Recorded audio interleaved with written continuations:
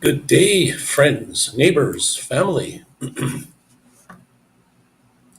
How are you all doing today? It is now Sunday, just about 12 high noon, and we are live. Come on in, say hi. See if I can get this full screen. There we go. Have your favorite drink. Drinking orange juice today.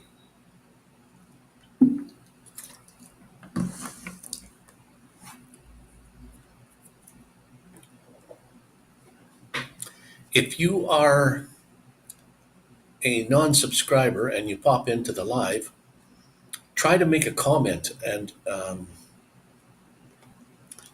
if you can, let me know what happens when you try to make a comment and you're a non-subscriber.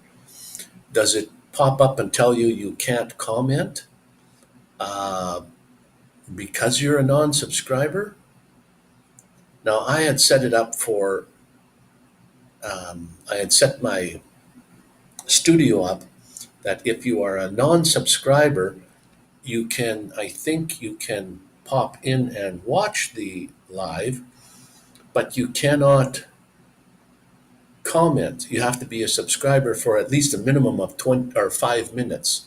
Once you are subscribed for 5 minutes, which is not very long, then you can comment.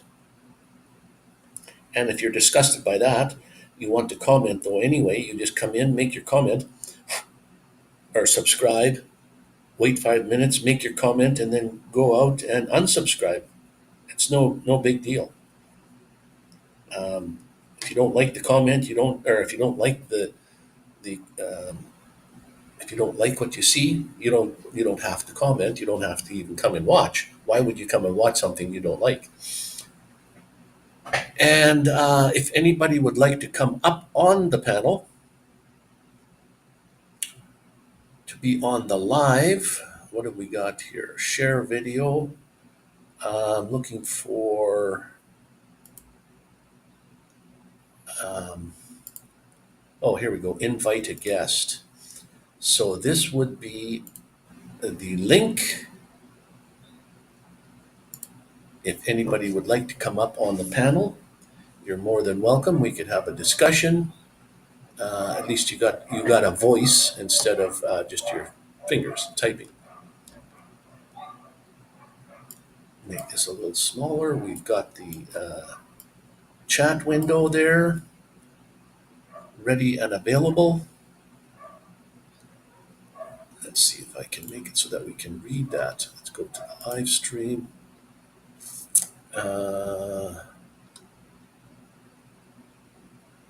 Yeah, that's just offline. So when Stream Elements is finally working, that should pop up.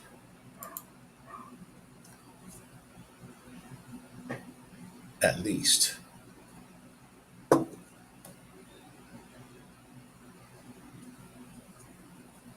So I'm going to have to figure this out at other times and how I can get to share two things at one time instead of just the one. I'm sharing the comments section from YouTube, but I'd like to also share something else. Now looks like I can share a video, but I want to share just still shots. I can make a slideshow, and I tried to work with that before, and it didn't work the way I thought it should. It's a little different. Okay, let me just see what kind of little cookies we got here from some baby shower that Benny was at here. So, a little cookie.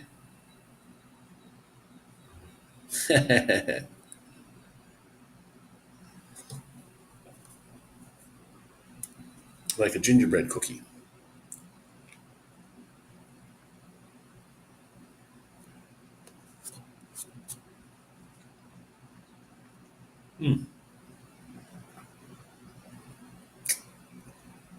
Yeah. Différent.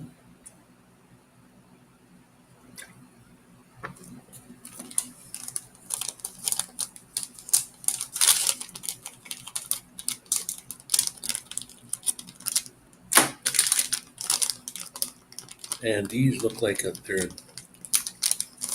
a little softer kind of a cookie.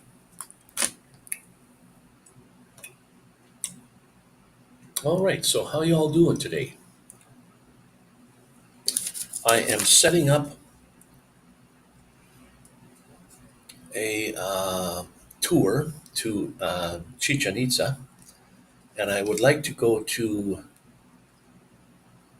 Valladolid, Valladolid city for at least 4 days and stay there. Uh, there's a hostel I can stay at, which gives you a single room by itself, but it's just, the size of a bed, probably nothing else in it.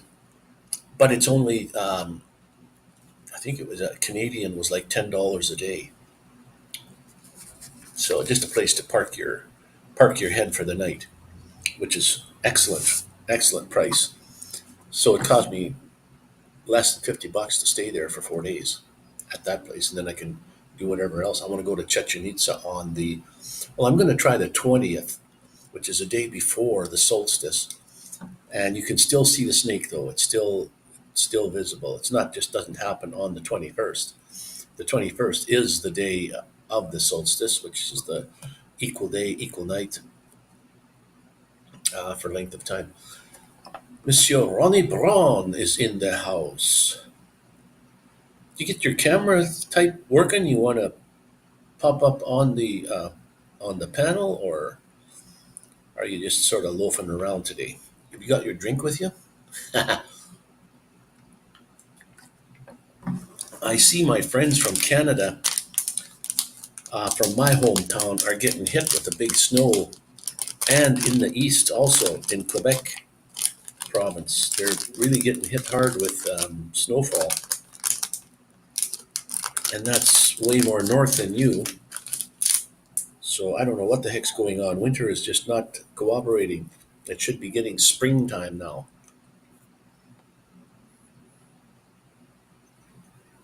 Mm. Don't know if I like these too much. They're little cookies from some sort of baby shower thing. A friend brought some over for me. I don't know if it's the flour they use here or what it is, but uh, it doesn't taste the same.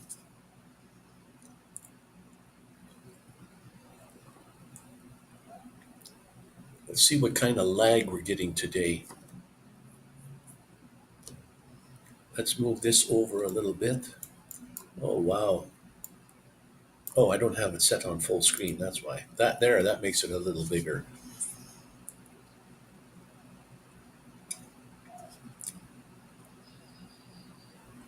What's snowing here? But it's never springtime. Now we'll get a snow in April. Yeah, I know. In Medicine Hat, where I'm from, I remember last April we got, like, if you know what a blizzard is, we got a blizzard in April, and I thought it was very clear. It actually snowed in May, but this blizzard in April was horrendous. Took a video and put the video out about it. The side of my van was covered in ice and snow. It just stuck to the van, and it was ice. But I opened up my door and I said on the video, and I said, "Let's have a look outside." And it just then when that was in April, still very cold. I have to use the diesel heater. And in April in Vancouver, sometimes when I come back near the end of April to Canada or to to Alberta, it's uh, March. April is like spring already in March, and all the trees are blooming with the pink flowers. Beautiful, beautiful time of year.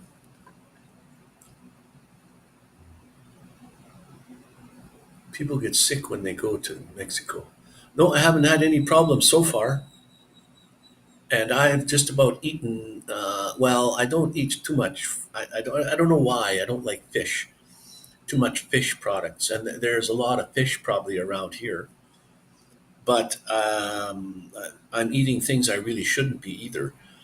Um, there's a lot of meat things here, like pork, not necessarily bacon, but like shredded pork, lamb, chicken, every part of the cow you could think of, even rojo, which is cow eyes in your taco. If they won't tell me about it and I ate it, I would probably eat it. But when they tell you what's in it, then I don't want to even try it. And I hope they won't spring it on me though, just secretly. But I almost eat almost anything, and I've never gotten sick at all. I felt a little woozy one time in my stomach because of food that I made. I made something one day, and then I just left it sit on the stove overnight. Not cooking, but I just left it on the stove, didn't put it in the fridge. And the next day I went to eat it and I smelt it. Usually I have a habit of, if food does not smell the best to me, I won't even bother eating it at all. But I thought, oh well, it should be okay. And I ate it anyway. And then for the next day, I was not really bad, seriously, but I felt like, I knew that wasn't good to eat. So, I have to do this in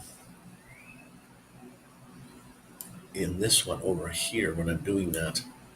I have to pull that down a bit. That's not working. The ticker tape.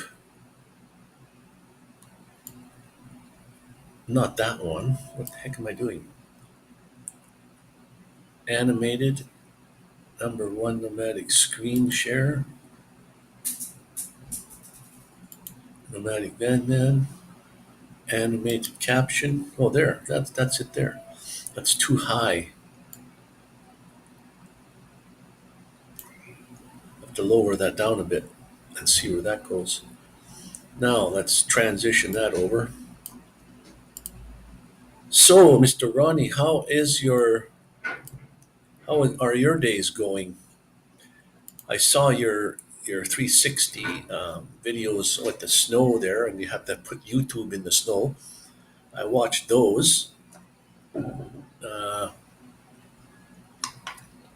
it's kind of neat how you can look around. You can use your mouse, and I can look all around. It's amazing how that works. But there's something you have lots of. Don't you have lots of videos out or lots of something? I'm surprised that you had how many. I don't even know your number of subscribers. But it sounds like you have quite a few or something of something.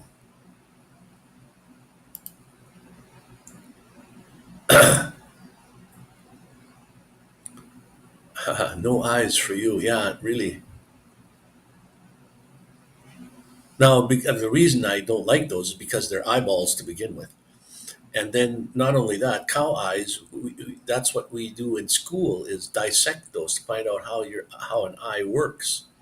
So you're using in class, because cow eyes are pretty big, uh, those is what we would dissect, you know, like yikes.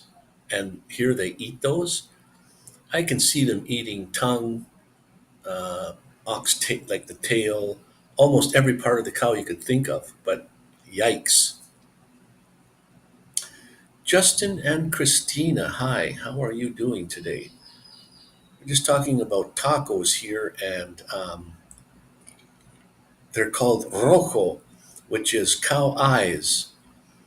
Uh, I couldn't, if they wouldn't have told me what it was, I might have tried it. If they would just say, this is rojo, and you eat it, I might have liked it. I don't know, but they told me it was cow eyes, and I thought, no, no, please, I don't want to even think about that. I'm recording a bunch of snow Uh,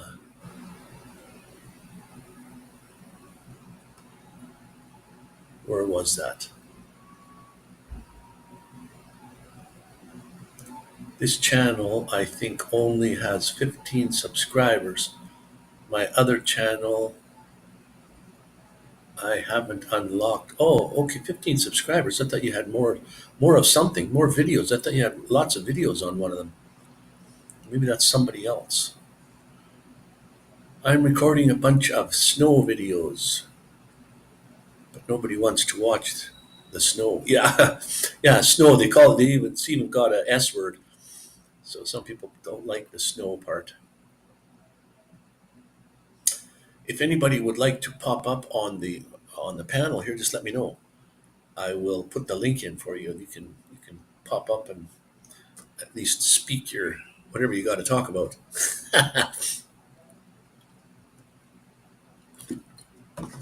It's all in the same category as Rock Mountain oysters for us. Oh, Rock Mountain oysters, or um,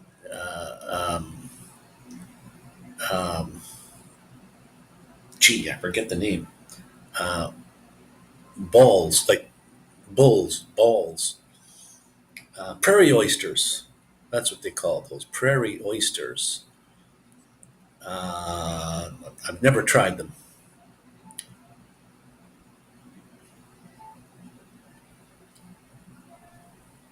Rocky Mountain oysters for us. Oh, Rocky Mountain oysters. Oh, it's probably the same thing. But Rocco, cow eyes. And there is nothing, they don't waste anything of the cow. They use it all. So yeah, like I said, if you'd like to come up on the panel, just let me know. I'll pop the link in. Oh, they are, eh? So that's what you call them, Rocky Mountain oysters. Okay, that's what I'm thinking with the oyster part. Anything with the name oyster, I don't eat it.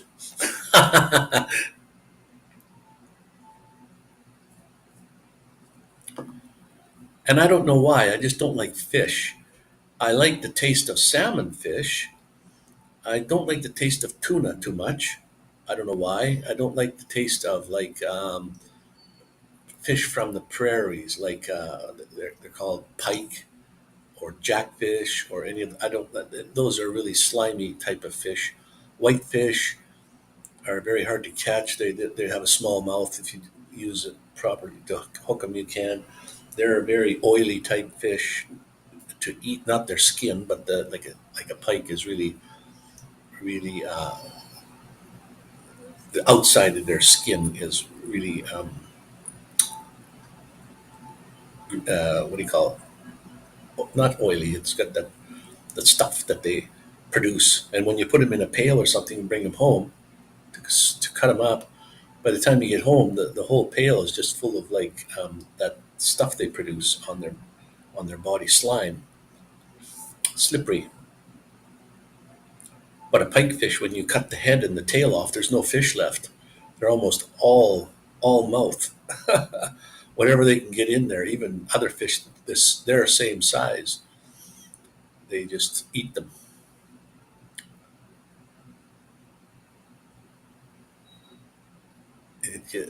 Justin doesn't digest fish. Gives him a stomach ache, but he can eat seafood like shrimp. Yeah, I don't. There's another thing. It looks all good, but I just don't like shrimp or any kind of seafood. I don't know why. Like sushi and stuff like that. Forget it. I don't know why. And yet trout. I like trout and I like salmon. Trout fish. Trout fish is more like a salmon to me. Um, and yet I am a fisherman, but I am a catch and release fisherman guy. I put them all back. I don't keep any. It's just crab and lobster. I don't think I've ever tried crab or lobster, to tell you the truth. It looks like lobster seems like a fun fishy food to eat. You know, you're cracking the things and doing this and that. And although we have cooked crab, my dad, you have to put live. They have to be live. You get the hot water going, and they're kind of a brownish, grayish color, and they're alive. And you stick them in the water, and they start to scream and make an. Well, obviously they're getting cooked. They start screaming. As a matter, I was surprised at the noise that they make. And then when they're finished, they're that bright, like orangey color, beautiful color. Just keep the shell. But I remember cooking them. Lobster's probably the same way. They change color after you cook them properly. But I've never. You see, how do you know you don't like something if you don't ever try it? And I know that there's a lot of food that I don't eat. I've never ever tried it. How do I know I don't like it? I don't know. I think it's just it's in your brain that way, and you don't. And all some of those foods are a lot really better for you than like probably fish foods are not so much fatty foods as like a beef steak or like bacon. And why bacon is such a delicious meat that I've even seen long johns. Those long um, a long john with chocolate on top, a donut, but it's long with chocolate on top, and then a strip of bacon on top of that. Ooh, delicious.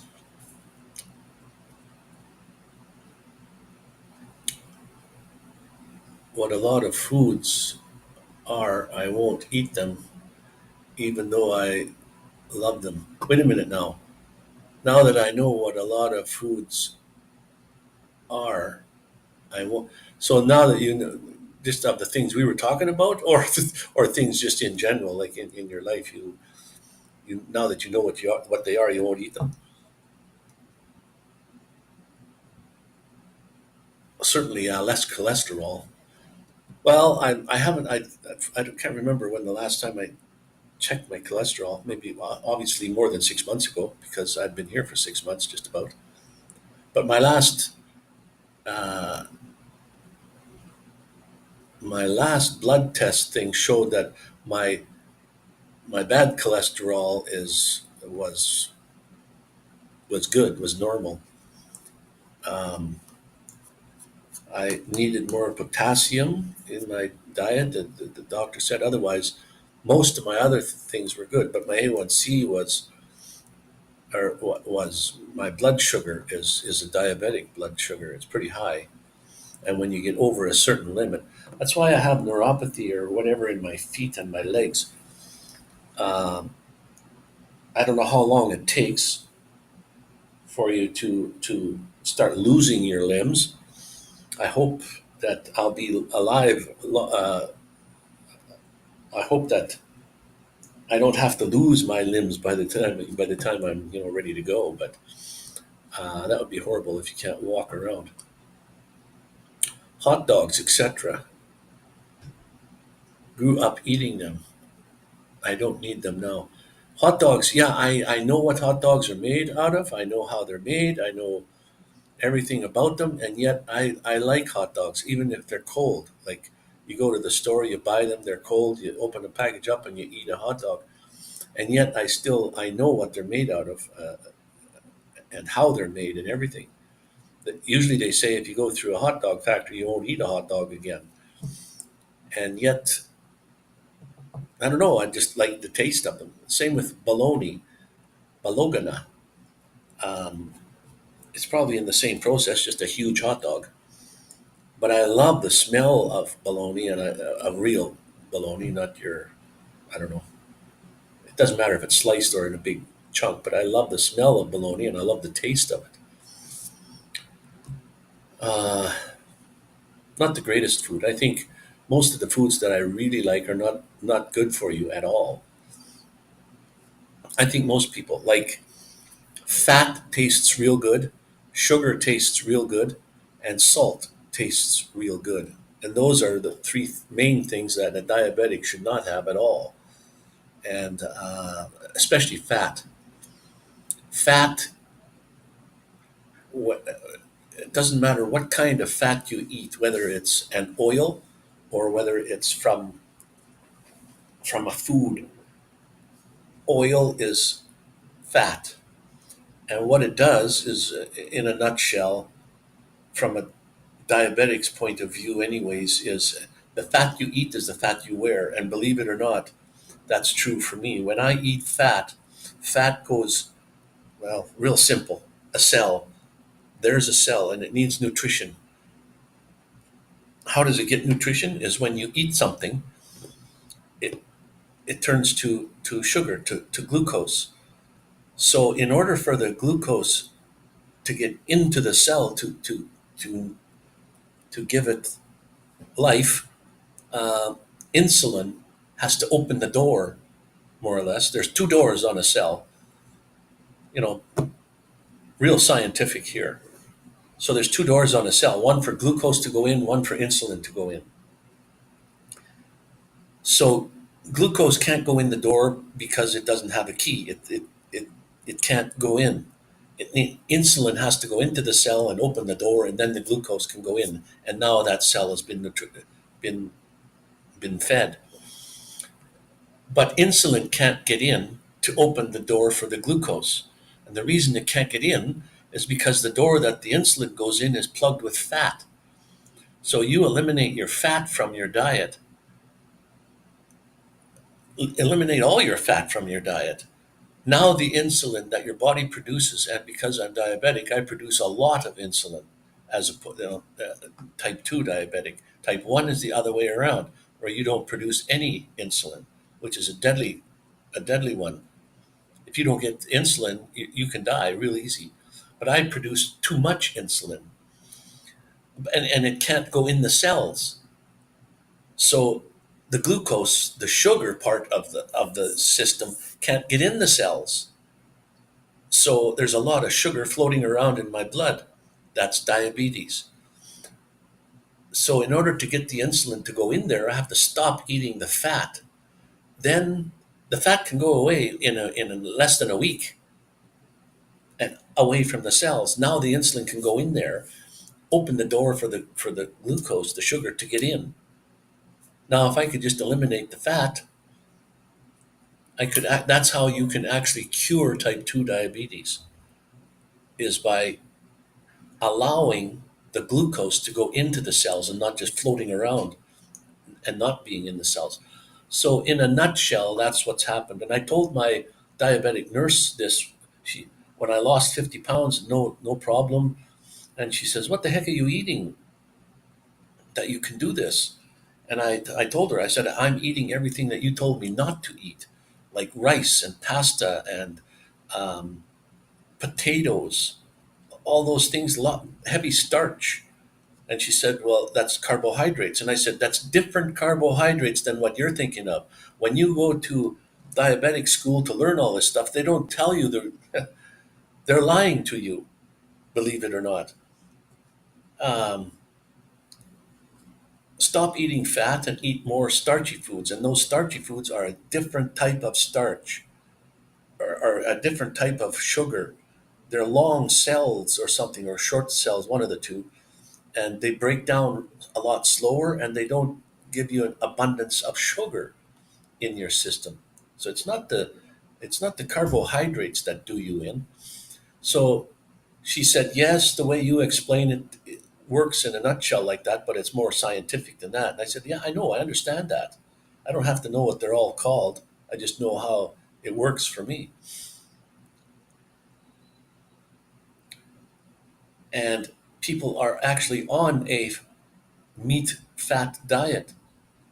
That'll ruin you in no time. Uh,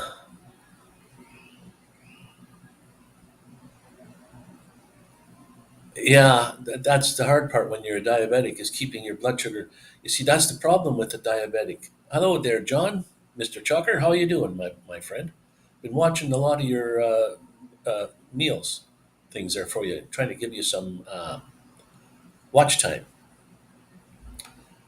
For me, when I eat something, let's say I eat a real good balanced meal, my blood sugar is already elevated because I'm a diabetic, and it's probably higher than a normal person.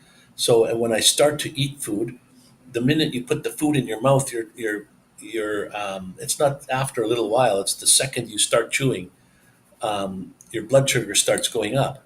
Then you finish your meal, and then 2 hours later, after you from the time you started eating, 2 hours later, your blood sugar should be back to, on a normal person, back to normal. But for me, it's still sometimes quite elevated and sometimes not as bad. And then the dietitian nurse, she says, "Well, that's not a bad number." And I says, "Bullshit. Anything over and above is not good. Like, don't tell me these facts." I said, if I'm doing so well with my numbers, why am I having neuropathy in my feet? That's diabetic stuff. That's I shouldn't be having that at all. And those things, neuropathy doesn't show up for several years, so you can feel like normal. A lot of people have diabetes and don't even know it because you feel normal until you feel tingling in your toes and say, "Well, how come my feet are feeling numb? My toe is feeling numb." And then you go get diagnosed and you have diabetes. Well, now it's almost already too late. Once your nerves are, a nerve cannot be regenerated. If a nerve dies, it's it. That's it. It can't be fixed anymore. It's dead, and it can't be repaired like your tissue, your fat or your tissue on you. It can't be regenerated. Uh, what's here? I can't quite read this. Let me just see what you're saying here. What? Hello, my friend. How are you doing this beautiful day? Thank you, Mr. John Chucker. Hope you stay in for a little bit. Now I can read this. It's a little bit bigger. Usually, you can eat protein with either carbs or fat. The problem is when you eat with too much carbs with fat.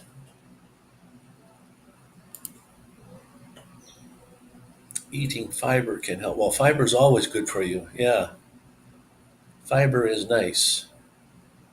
But that's what I'm saying. All the bad foods that aren't good for you they taste the best. Like fat tastes good. Um, Sugar tastes good. Salt tastes good. But it's not, all three of those things are not good for you. Like when I went on this was my diet from Dr. McDougall. If you don't know him, go look him up. It's no dairy whatsoever, no eggs, and no meat. And try to eat that. Try to think of, well, what the heck you got to eat then? And I was on a total diet of potatoes, pasta, rice, and big plates of, like lots of.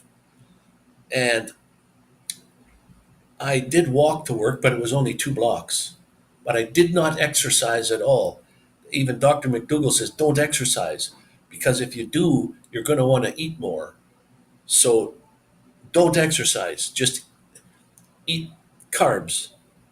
So I know if you got your brain, your mindset to say, well, carbs are not good for you, you won't believe what I'm telling you.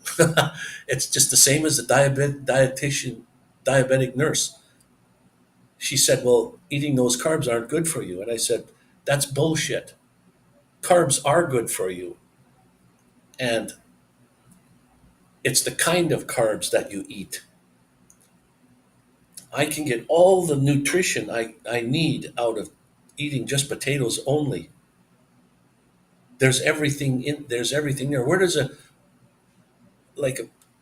piece of steak, a cow, what does he eat?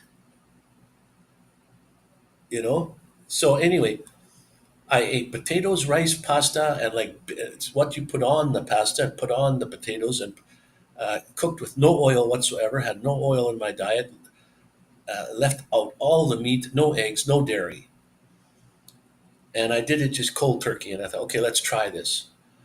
So in no time at all, I lost 50 pounds. 50 pounds. Now that'll fix your or help your diabetes right away. So then I go to the dietitian, the nurse, and I said, okay, I lost 50 pounds. As a matter of fact, when I started losing weight, I didn't think about it. I had to buckle my belt up one notch. I had belts at that time that had holes in them. The belt that I wear now doesn't have holes in it, so I don't know where I'm at. It goes through the fibers of the belt, and that's where it locks. So I went up a notch, and I didn't think I'm losing weight. I just thought, oh, okay. And I kept going on and on and on, and I moved my belt up another notch.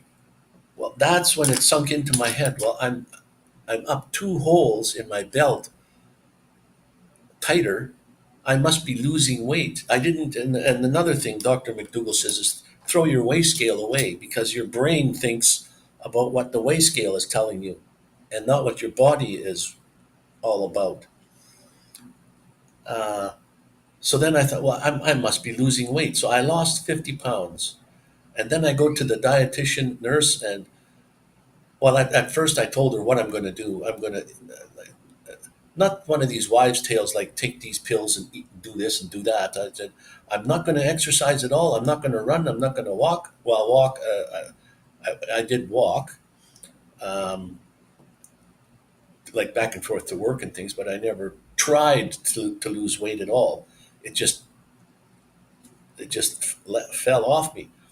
So then she says, well, what the heck are you eating? And I told her potatoes, rice, pasta, all the things that people used to eat years ago before McDonald's came into existence. The Chinese used to eat rice. There was no fat Chinese people. The Russians had potatoes. The Mayans had maize and corn. Um, like pasta was not a Italian dish. That was a Chinese dish where it started. But all the civilizations from the past ate nothing but starchy foods. And people are so afraid of saying even the word starch. It got such a bad reputation that they associate the word starch with not a good food to eat. And that's totally wrong. Uh, Eating fiber can help, yes. As long as, well, if you can eliminate your fat altogether. Um, what Justin and Christina said, were saying here, carbs are fine as long as you don't eat too much fat with your carbs. Well, that's the thing. There was one guy that from Australia that had 3 meals a day for one full year, nothing but potatoes, nothing but potatoes made in every way you could think of, like mashed. Um, Now, when I say fried, I mean like sliced and fried potatoes, but with no oil whatsoever. You learn to cook with water and not oil, not no oil at all. Um, I know in canned foods and packaged foods, you can't get away from sugars and oils and all those bad things. But it's called a whole food plant based diet. Now that's what you're looking for, a whole food plant based diet, nothing out of a can or a box. Um, like I said, no meat at all, not even chicken, not fish, nothing, no meat at all. Then there was the Dr. Atkins diet, which was totally, even this paleo diet and keto diets, they're not good for you. Your body's going to look for things that it's missing. And people would say, well, if you eat potatoes, pasta, and rice, where do you get your protein from? Nutritional yeast is full of protein. I can get all the protein I need out of potatoes, pasta, and rice. I don't need to have meat in my diet to get protein. And that really upset this one girl that I was working for. She was type 1 diabetic, and I told her I eliminated meat from my diet, and she was disgusted with that. She says, well, you're not getting any protein. And I had this app on my computer that would check all my numbers for me of all the vitamins and whatever. And like I said, when I went to get my A1C done, all my numbers were absolutely perfect except for potassium. And I said, well, I'll eat another banana. My all my numbers, she couldn't believe it. They want my diabetic nurse. She wanted to take my picture and put it up on the wall as a model patient that lost all that weight and actually cured my diabetes. They took me off all my medications for diabetics and all my blood pressure pills. They eliminated them all. I was on nothing. And I was that way for quite a while until one day I had a hamburger. All the stuff in the hamburger that wasn't good for me. And I thought, man, that sure tastes good. I like the fat and I like the meat. And I fell off the wagon. And I cannot, I know what it works for me, yet I can't get back on that wagon. I don't know why. I can't do that. It's just a mindset thing. It's like a fat person trying to get thin. They do exercises and things. I can make you thin. Stop putting food in your mouth. You'll get thin. It's what you're eating. It's not what you're doing. It's what you're putting in your mouth. Stop eating food. You'll get thin. Yeah, potatoes are actually very, very good for you. And it's like I said, what you put on them. Don't put butter on there.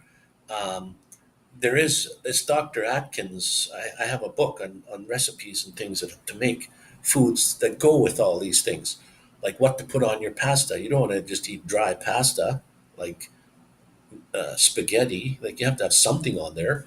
Same with potatoes. When you mash your potatoes, well, how to make nice, creamy, smooth mashed potatoes without fat and without putting something on there that's not good for you. Well, the gravies that they make are see, that's the thing. I think when I get back home, I keep saying that when I get back to a good place, I'll start doing that kind of a diet again. And Dr. McDougall doesn't like to call it a diet, it's a lifestyle. Why do you think there's over 300 different diets in the world? Some of them work for some people, some of them don't, they don't work for anybody. They don't work for all diets, don't work for everybody. Like, so this all foods plant-based diet probably doesn't work for some people. It worked for me, so that's why I like it. But like I said, I'm dragging behind the wagon. I just can't get up there.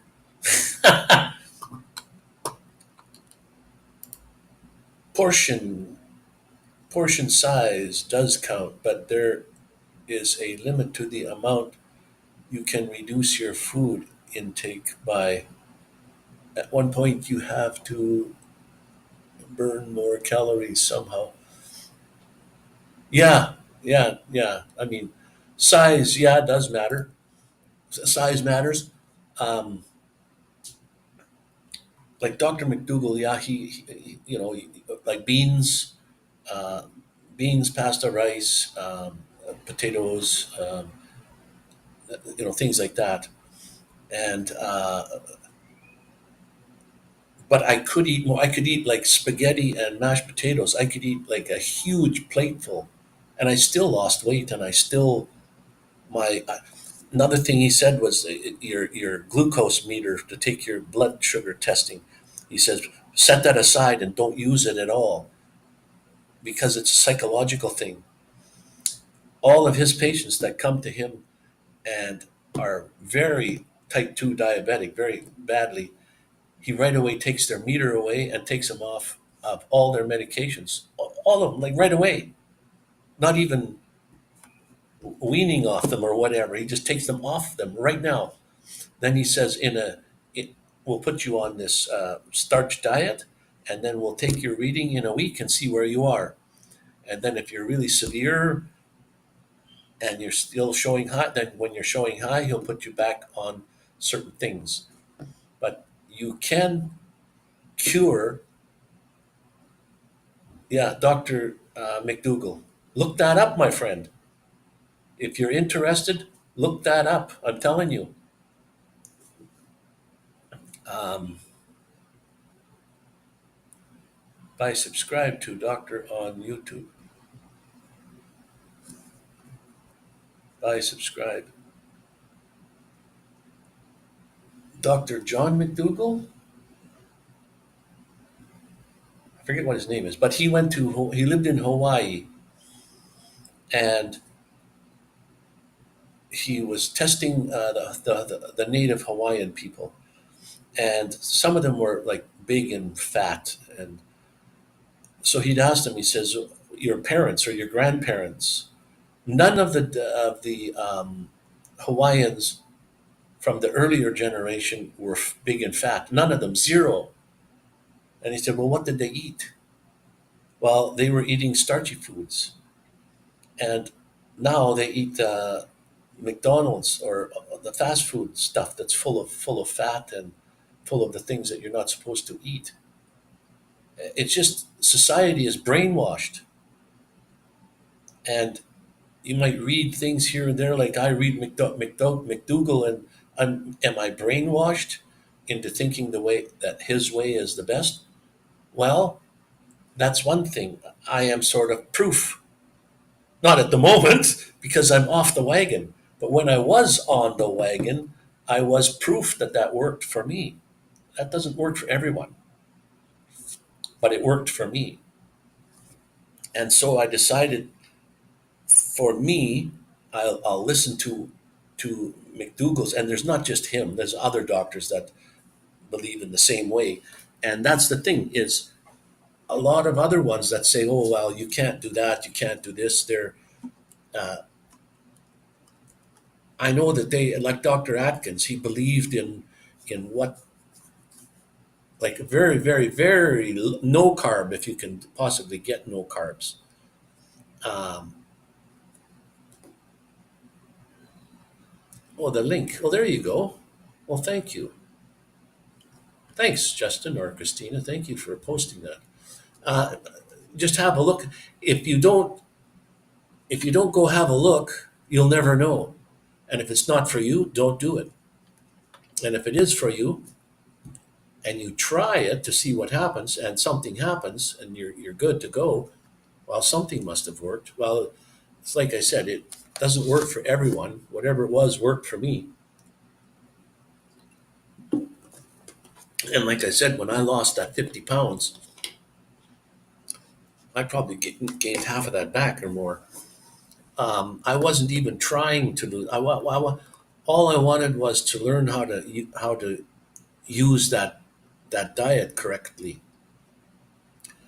What the heck can I eat if I can't eat eggs, and I can't eat uh, meat, and I can't eat dairy? Like, I love the taste of milk. It's beautiful. But I haven't had milk in a long time. If you really understood what's in milk, you might not drink it either. Um, Human beings are the only animal on earth that keep drinking milk after you're young. Adults keep drinking milk, and no other species on earth drinks milk after their weans from their parents. That's it. And we are supposed to be the smart ones. So, but anyways, Dr. McDougall. There are several others that are the same. You know, they believe in the starch diet, and there is that one diet where it's just fruit only, like bananas. That one guy that would eat 30 bananas for breakfast, not chewing them. He would do whatever, but he had 30 bananas for breakfast. Like, my body couldn't handle that. Or this, uh, is it keto? All them diets. They're your body's trying to suck other minerals out of your body to compensate for you not eating them. Whereas everything you need for your body to function properly is in those foods I was telling you about. Lots of veggies, yup, and beans, correct, Ivu. And nutritional yeast. Nutritional yeast is good, like to sprinkle on your cereal in the morning, on your oatmeal. It's good on your potatoes. It's got lots of protein in nutritional yeast. Yeah, I eat meat too because I like it. I'm not supposed to have it, but I wish I could train my mind to get back on that wagon. The one, Mr. Rob, on the road again. Good evening, I guess for you. How are you doing, my friend? Uh, we're having a discussion on diets, not an argument. Where I'm the only one that can talk. You guys have to type.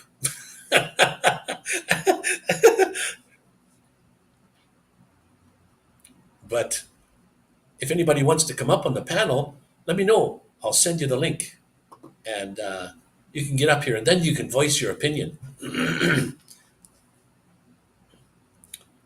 I always hate typing because I you have to type in a paragraph when I can speak a paragraph in just a few seconds, where I have to type in a paragraph is just like too much. But I usually don't have people up on the panel. I don't know if Ronney Braun is still in here. I see him mostly at uh, Tasha or Tessa or whatever her name is on her lives. Um, she's on quite a bit all the time, and I see him in there all the time. So if you're in the house listening, Ronnie, you must be listening to more than one.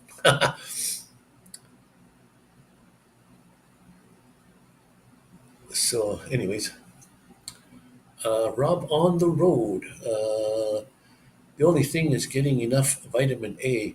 Well, when you're short of a vitamin of some sort, um, when you're short of a vitamin of some sort, that's when I guess you take your extra vitamins. Vitamin B, I'm missing vitamin B's, so I should be. I don't take, but I should be taking more of those types of vitamins, especially the B12. Excuse me. Wow, I should be taking more of that. What's going on? The vitamin A, I don't take any extra vitamins. This is what I should be doing. There's a lot of things I should be doing that I don't. Like I'm still eating, especially here in Mexico. I'm eating all the wrong foods. I'm thinking most of the foods they eat here has meat in it, and especially like pork. Not necessarily like the fat parts, that like bacon, which is mostly fat. But and bacon tastes so good, and yet it's the total wrong thing to eat. And I'm talking about for me. For you, go for it. Um, but they have a lot of pork and a lot of chicken and a lot of lamb. When I went to Eshkaret, I went to the you get a free meal when you buy the plus package, and the smorgasbord place there. That wow, I had to try everything. There was some things I didn't like. That'll be coming up in a video about all the stuff they had there. My goodness, but a lot of meats and a lot of I don't know what's in them, but they sure tasted good. Let me tell you. And Ronnie Braun is still in the house. He says, "How many lives are you listening to at the same time, there, Ronnie?"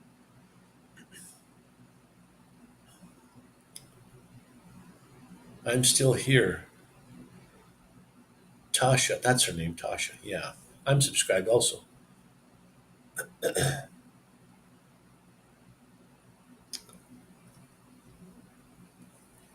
But I think yeah, somebody else says, oh, he's from the Philippines. He has quite the live show. He's got music playing in the background, and when he says something funny, he plays a clapping sound. People are clapping or cheering, and then when something else happens, he plays another tune, and he's got lots of subscribers, and he's doing pretty good. I'm amazed. It must be harder in other countries. So Philippines usually do pretty good.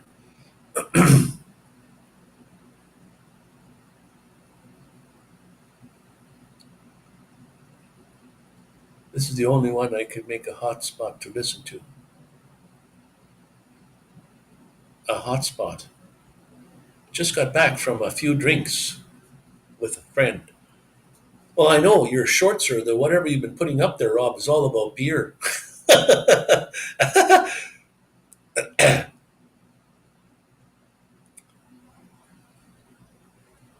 And when I went across Canada, I stopped in Montreal. I can't remember the city. It was back east. And the Walmart there, I counted 60 different kinds of beer. I had to sit there for a few days at Walmart, and I sampled, I think, like 4 beer a night, every night. I said it'd take me a long time to get to 60, but they were local type beers, and I would put the can on the screen and show you what it was, what the percentage of alcohol was, and then I pour it in a glass and show you what it was, either a dark or a light uh, beer, whether it had a good head on it, and whatever had you. And for 4 or 5 nights, I was getting pretty tipsy every day, every night. But they had like 60 beers. I counted them all, and holy smokes! And this was in a Walmart. And on one side of the aisle, they had the beer that was warm. You just take it, put it in the fridge. And on the other side of the aisle was the cold beer. You could buy one can of or one bottle of beer. You didn't have to buy a 6 pack or anything. Five a night would only take 12 days.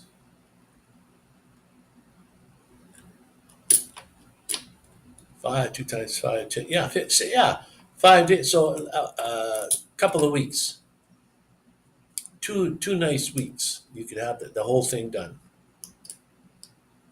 Remember the show that was on TV about the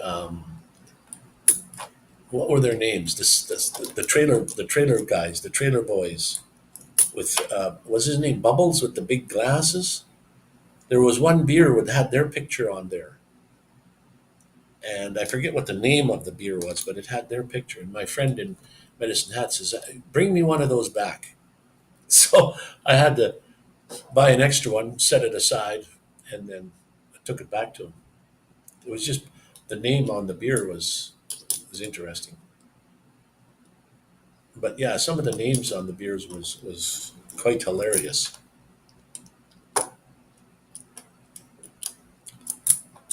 And some were pretty high alcohol.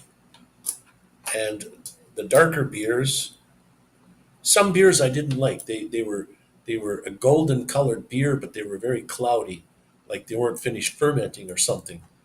And some of them were nice and clear. That's what I liked. It was a nice golden beer with you could see through it almost, like it was like very clear golden color, but has a nice thick head on it. And I know that's all depends on how you pour it. Some beers you would pour directly and wouldn't hardly make a head. But that's what I thought a nice beer would be. And then traditionally, a beer at room temperature was the way you were supposed to drink beer, not cold in the fridge. And when I lived in BC, my friend that I lived with, we kind of lived together. His father, when we'd go over there to visit him, all of his beer was always in the closet, like not cold, just in room temperature beer. And that's something about room temperature. No matter what temperature a room is, it's always at room temperature. No matter what temperature a room is, it's always room temperature. So what do you mean when you say we have room temperature? What temperature is that?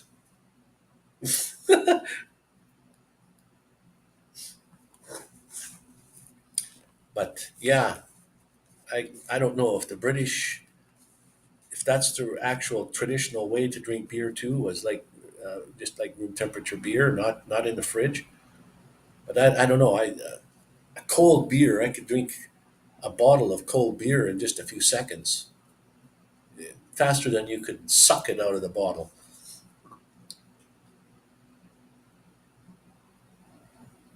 You like it when the room is freezing. I have air conditioner on here most of the time. It's on right now.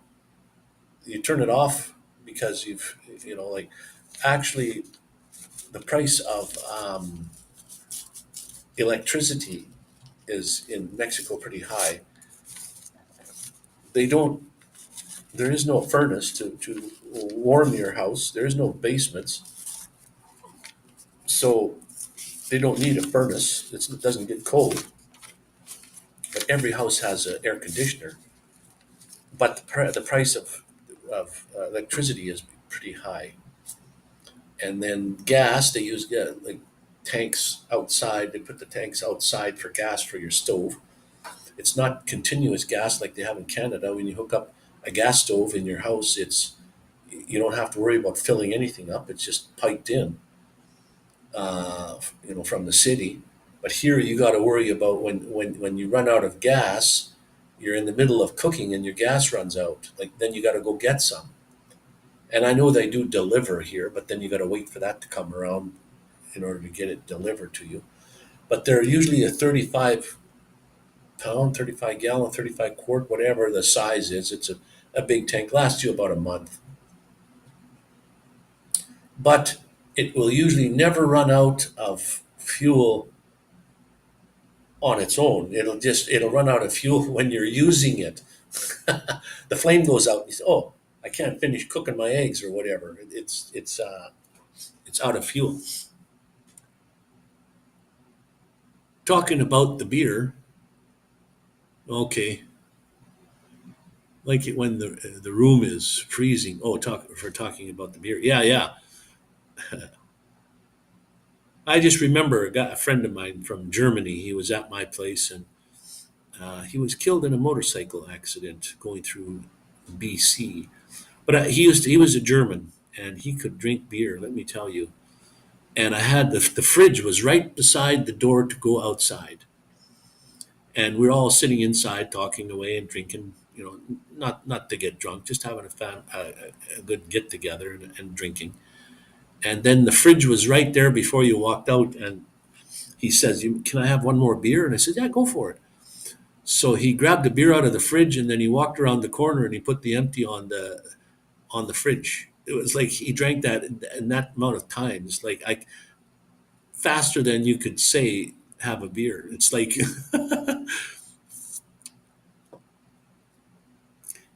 yeah, you're right. A warm beer is not appealing. I can't hardly swallow it when it's at room temperature. If you ever want to stop drinking beer, that's the type of beer to get for your friends. Warm beer, they won't drink it. Whereas a cold beer just goes down really quickly, or it could. And I like it when it has a nice froth on top, and it's a nice golden clear golden color. I like that thing. I like stout beer, like dark, kind of a clear dark beer. Uh, a different flavor, that's for sure. Not all beer is designed to be kept cold. Oh, really? I didn't know that. Um, that's probably a real true fact. Maybe all beers are not. That's why there's 60 different kinds in, was it Toronto or was it Montreal or some place back east. Okay, does anybody out there know these little these little memory chips? Hey, I can almost get close enough to read that, but I can't see the read write speed. I have to get something to focus in on that. The read write speed. I'm getting low numbers of when I transfer my files, all of a sudden, I don't know why, um, the numbers I'm getting for a read are like 32.26. That's probably megabits, not bytes. Megabits, which is, it takes 8 bits to make a byte. So take 32 divided by 8, that's how many megabytes it is, divided by 8. And the write speed is at 29.7. Now that should be way higher. It's like when you look on the chip, it should tell you what the read-write speed is. And then I've tried several methods through Windows 10, changing a few things to make it read faster and write faster, like when you copy your files from your drone to your computer. I'm using Windows 10, not Windows 11. They say my computer could run Windows 11. I just don't want to run Windows 11. It'll bog down even more. I know it will. You have 100 of them. Holy! I have just several, just enough to, like, this is 128 gigabyte. I don't know. I barely use maybe less than 10 gigabytes of this because I go out, I fly, I take 2 videos or 3 videos on the drone. I come home, I take it off, and I put it on the computer. I don't need many. A 16 gigabyte chip will work for me. Even that's too much. But it's the whatever the number is in the letter U, or in the U shape thing. That's what matters. A 1 in the U won't work. I need fast speed for video. So a 3 in there. Class 10, the V30, and then in the U, I don't know what they call the U thing, but it has to be a 3. Even my drone will tell me if I'm using a U1, my drone will tell me, it says your video card's too slow. And then the video looks choppy, believe it or not. It just can't keep up. And I suppose when you're shooting I don't shoot in 4K, but if you do, it probably could never keep up. 4K is so huge of a file. Have you run a defrag recently? Number one cause of slow transfer is a defrag disk. Now, defrag where? I mean on the this card. Now, I was a computer technician for 20 years, and that's back in the day when they had plattered hard drives for your computer. It was a platter. It run at 72 RPM, 7200 RPM or 54. That should be defragged. But if you have an SD hard drive, you shouldn't defrag a SD card because your SD cards only have a certain amount of life and then they're finished. And yeah, you can read and write to them lots of times. I mean, in your lifetime, you could probably read and write to them. But there is no need to defrag an SD card because it's not like a plattered drive. My my hard drive in my computer is a solid state. It's not a plattered drive. It's a solid state card, so I don't need to defrag it. But it's not the I think well, both are suffering, the read and the write.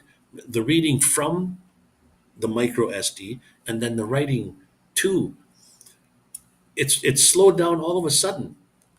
Like last week it was fast. This week it's slow. Um, Last week it was something like 29 point something read, and now it's at 2 point something, 2.78. So, and when I go to my task manager and have a look and see what's running, processes are running, it's got lots of processes. Like, where did they all come from? I used to never have that many processes running. Even Chrome, when you open Chrome, you got to make sure to turn off a lot of things in Chrome. Otherwise, it opens all the processes, whether you like it or not. If you go into defrag and look and see Chrome, it'll have a number behind it, or whatever, whichever one you use. Uh, um, the Windows one, or Firefox, or any of them. They all open things that you like. What the hell do you call those things now? They open for all of those. So when you go look on the Chrome, you see a number at the back end, and that is usually like 6, 7, 8. So it's got 8 processes open all at one time, which are unnecessary. But when you want those, what the heck do they call these? More tools, extensions. That's what they're called. When you get your extensions in there, if you got a lot of extensions, it opens each one of those every time you boot up, or every time you get Chrome going.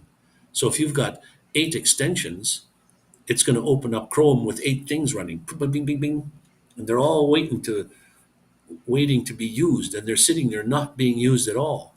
So I turn a lot of them off that I don't use unless I'm using it. Then I'll call that extension up to use it.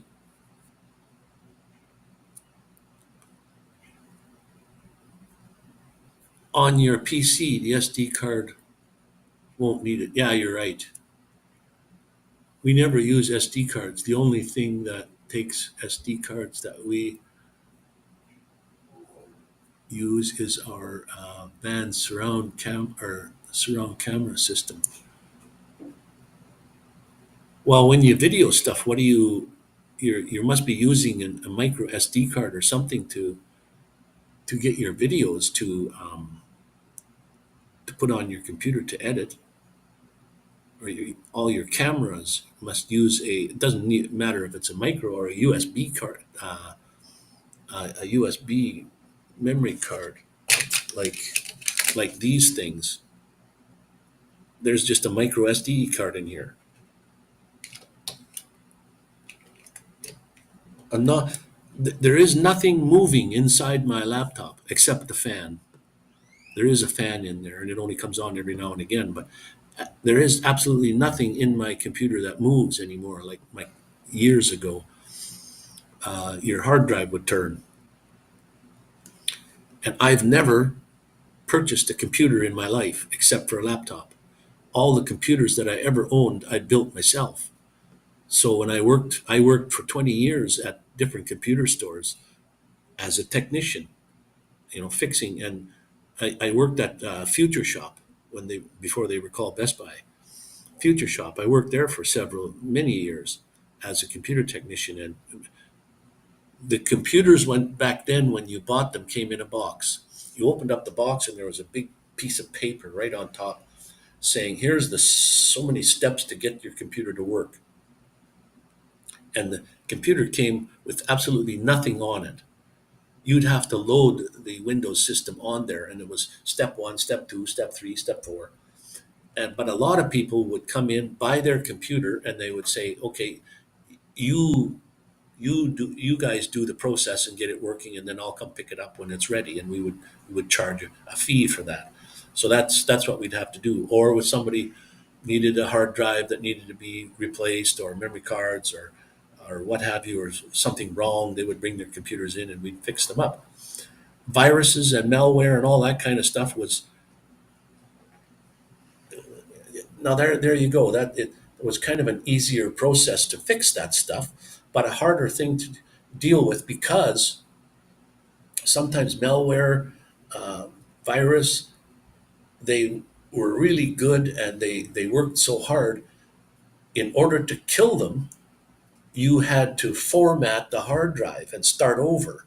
Well, back then, the whole system would come on a DVD. So the person would come and pick up his computer, and it was like started all over from scratch, which means they lost everything. That was the only way to get rid of some of the malware and some of the viruses, is the virus was so intense and so hard to, it wasn't necessarily hard to find it. It's just that when you did something, it would do something else, and when you did this to that, and it would do something else. And before you know it, your system was either so badly corrupted that the only way to get rid of it was to just start fresh.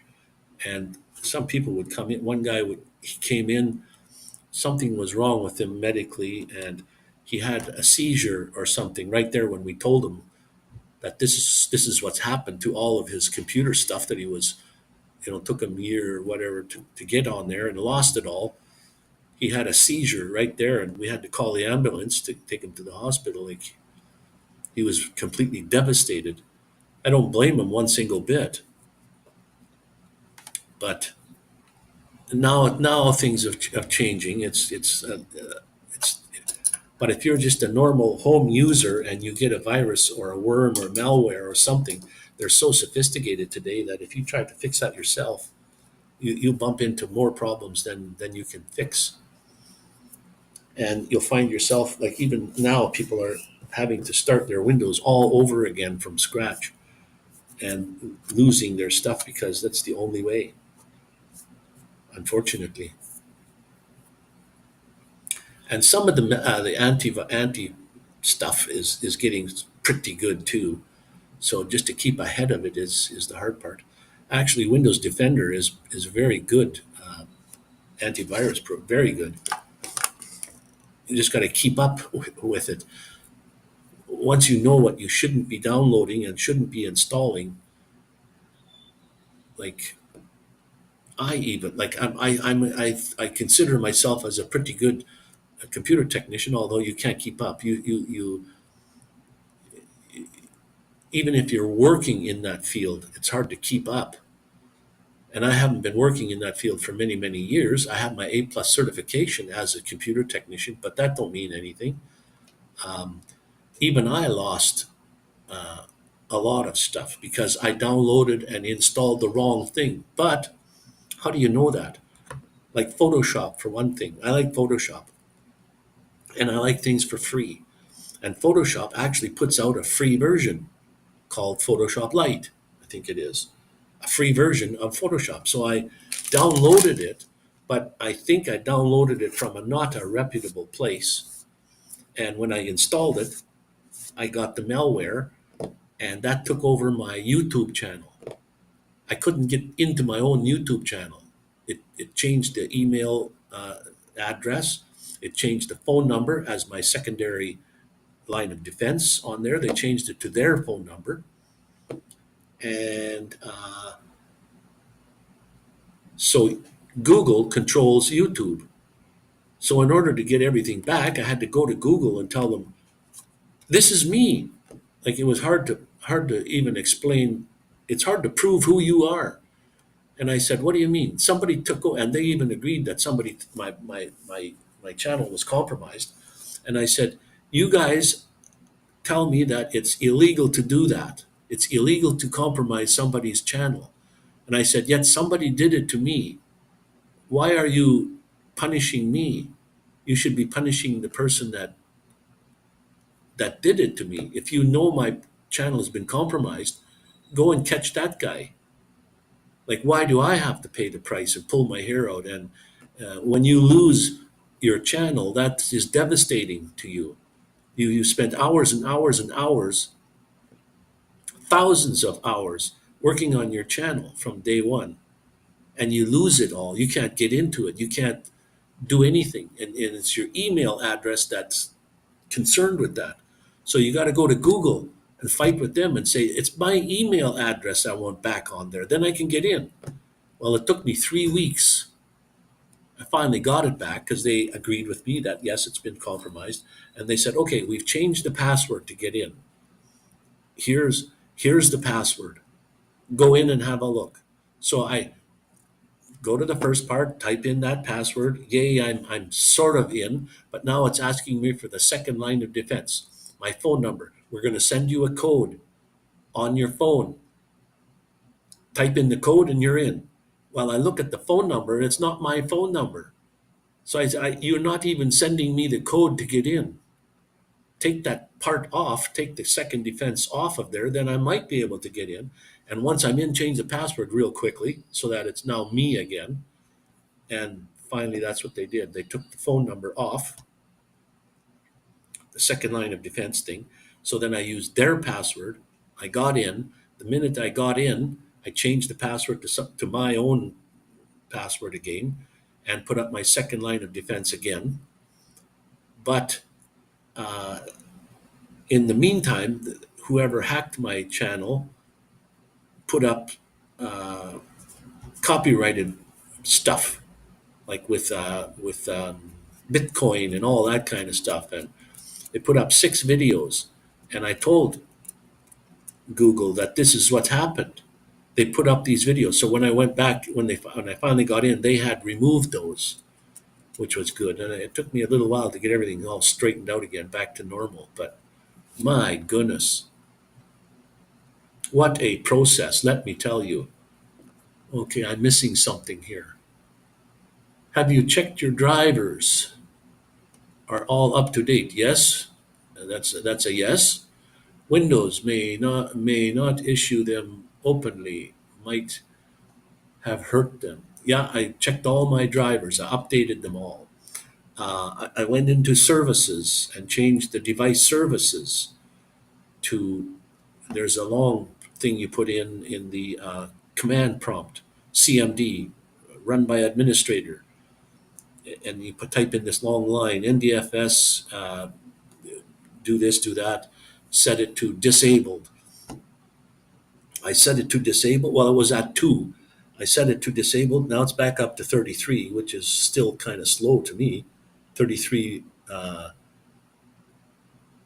read and 29 write, which is still pretty slow to me, if you ask me.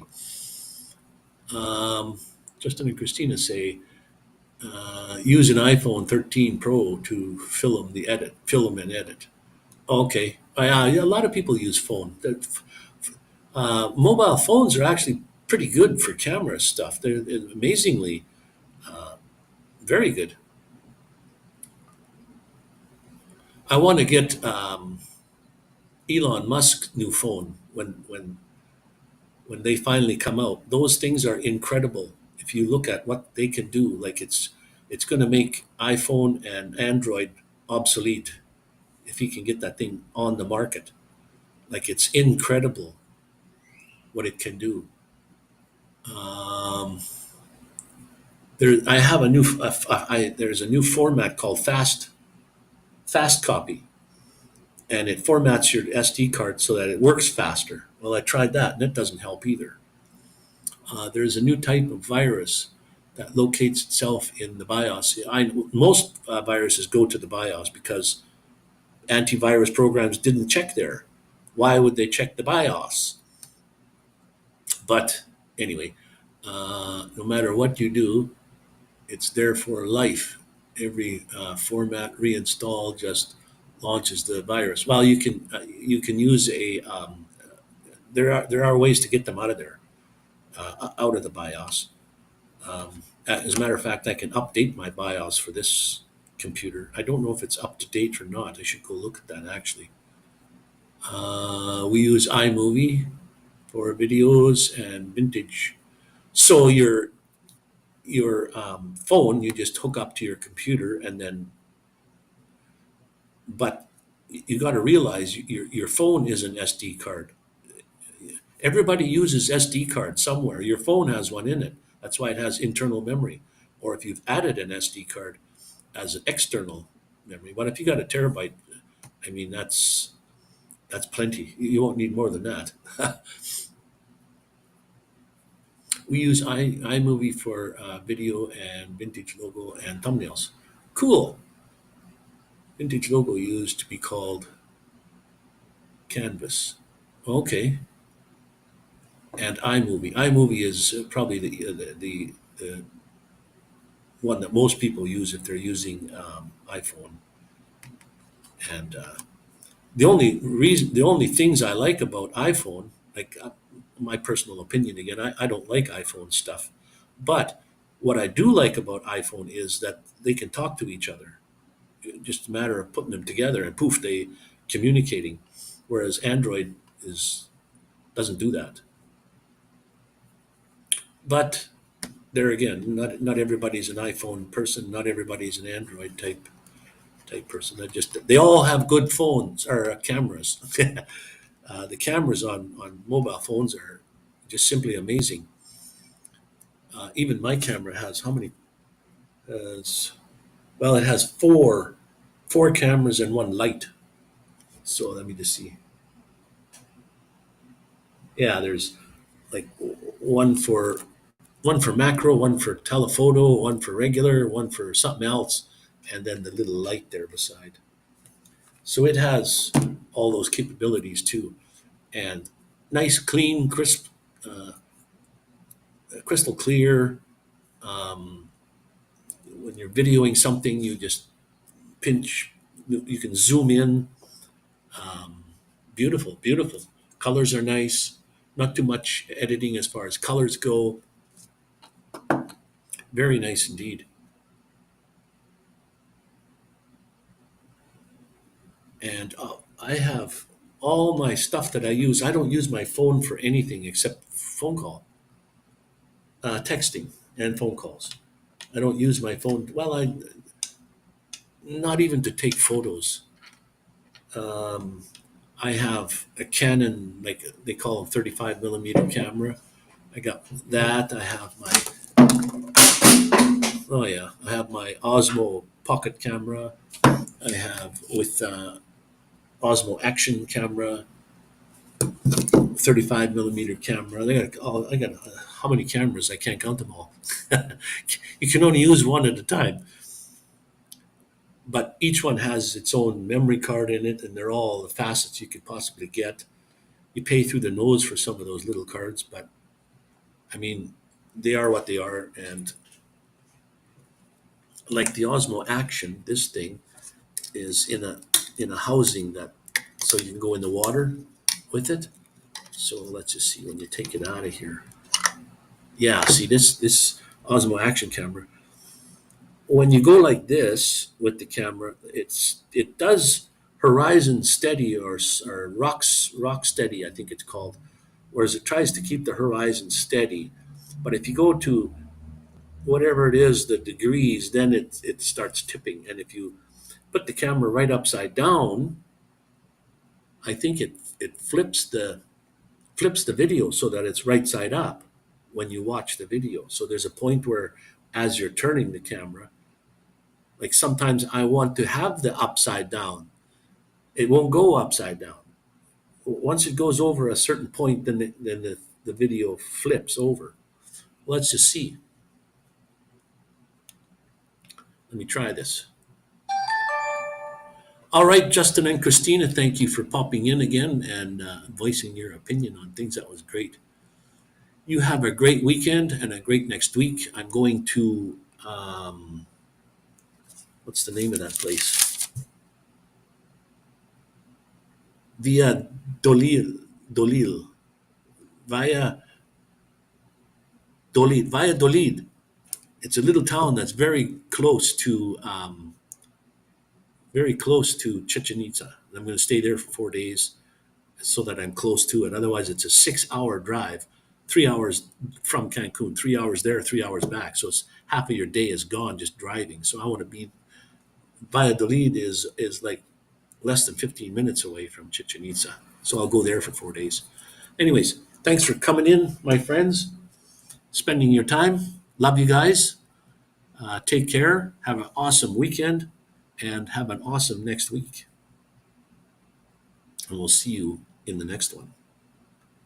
Yeah, this has got something called oh, my phone goes rock steady. So let's put it onto the front camera. Switch, poof. Now the camera in front is on. Now you can't see anything. Let's put this back. Let's change the ISO is too low.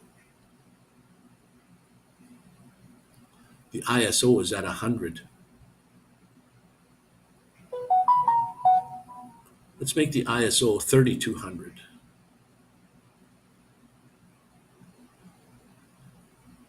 Well, it's even still dark.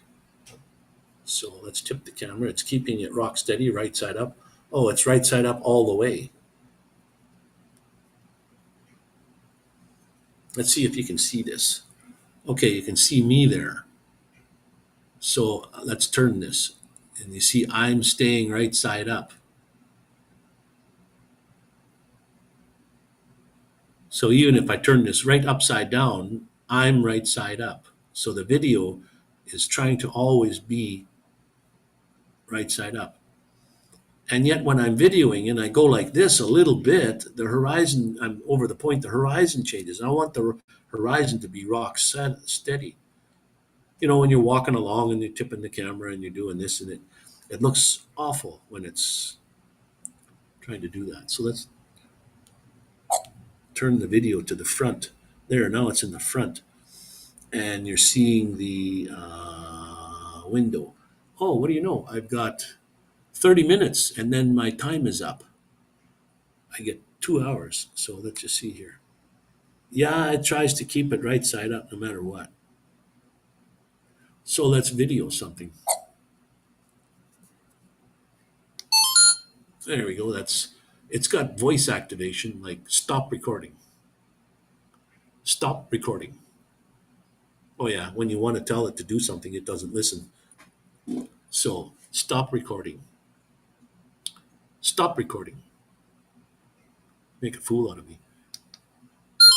Okay, now it's not recording. So start recording.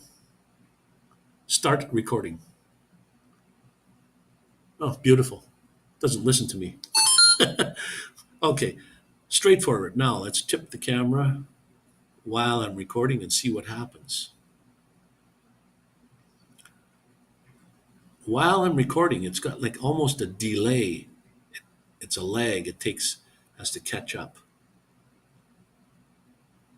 Now I'm going to put this on the computer a little bit later and find out what happened. Stop. Shutdown. Shutdown.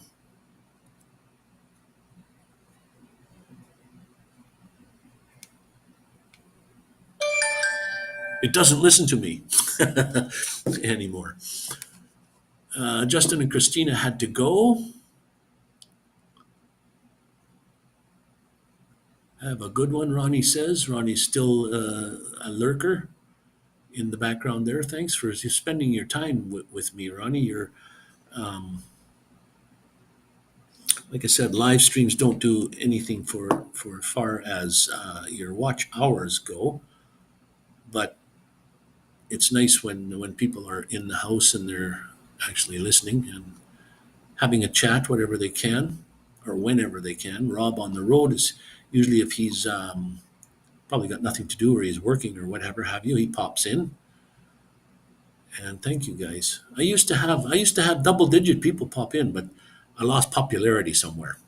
I'm not a popular kind of guy. I guess. I don't know.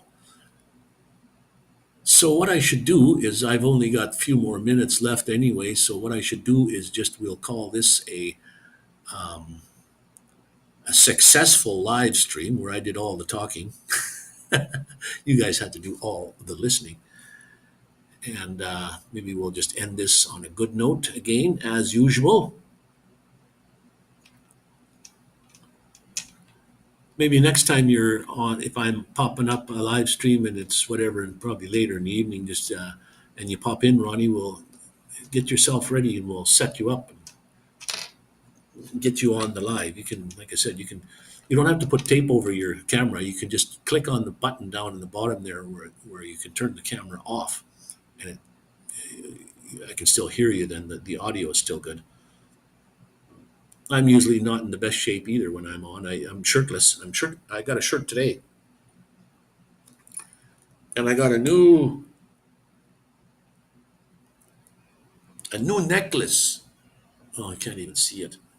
I went to Playa del Carmen the other day, and my friend there that makes jewelry, he made my W, but he also made me a new one now, and he made me several ones.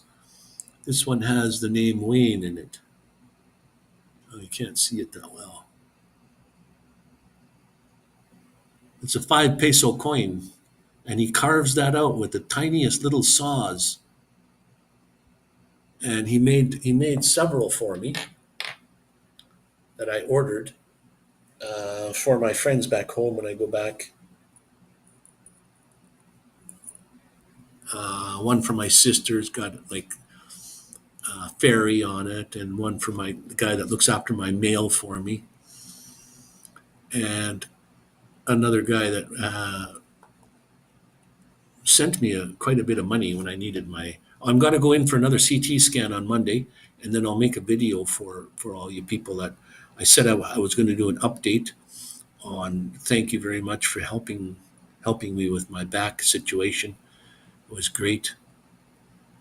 And I did get enough funds to go a second time to find, to make sure everything is kind of healing right. I don't know what they can do about it if it's not, but anyways, the jewelry part, yeah, I got four made. He made four for me, and it takes him like about an hour or so to make these things, and they're like $15 to $20 each, and they're handmade though. They're not made by mass production of some in some other country and then shipped here. These are all made locally. That's the kind of art and stuff that I like, things that are made locally. And it takes them well over an hour to make one of these things. So it's about like $20 an hour if you're buying, but not everybody's buying one every hour. So it's like you just hit and miss. He's got a whole bunch there, and I've got a video on his the work that he does on his table there. He's got them showing, and I'll let you guys see some of that. I just put up a video today online. It was about like walking around in Cancun on the streets and flying. I look for when I fly the Avata.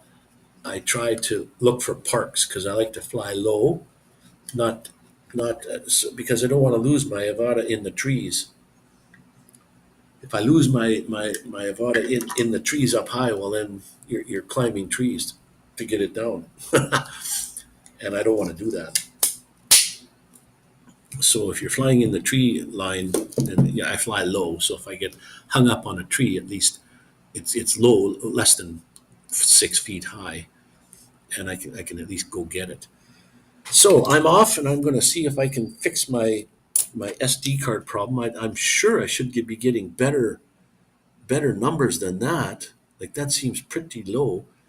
And I'm going to copy some stuff on there and make it. See what I get. There are many things that I can do, like formatting it properly, using services out of Windows 10, but it did it for some reason on its own. So that's why I'm thinking the only thing that could do that is malware or virus type problems. Yet I keep checking, and I always keep up on that stuff. And I mean, sometimes you don't know whether you have a virus or not. You can check all you want. But anyway, that's where viruses usually like to hide, is in the BIOS, because antivirus software doesn't go checking there. And if they do, there's not much you can do about it except like redo your BIOS. And I've updated the BIOS in this computer twice, I think, but I don't know if there's an update to it or not. I haven't gone to look. So that might be something. But I have a lot of processes running in the task manager, way more than usual. So if they're running, that's taking memory. That's doing something. So anyway, and they sound important when you read the names of them. They sound like they're an important process to be running. Okay, Mr. Ronney Braun and Rob on the road, and Justin and Christina, they were in. Thank you guys for all coming in and spending the time out of your day again. That was perfect, beautiful. Thank you for all your info and keeping up on things and letting me know that it makes me, get out there and check these things out just to make sure. Because I mean, I don't know everything, that's for sure. And it's nice when some other people give their advice. I check it out right away to find out if is that right or is that wrong, or can it help or whatever. So thank you guys very much. And what is it? If nobody has told you they loved you today, let me be the first. I love each and every one of you. And thank you for popping in. Stay cool, be kind, and stay awesome, my friends. And we'll catch you on the next one. Thanks, Mr. Ronney Braun. Rob on the road. We'll catch you next time. Stay cool, be kind.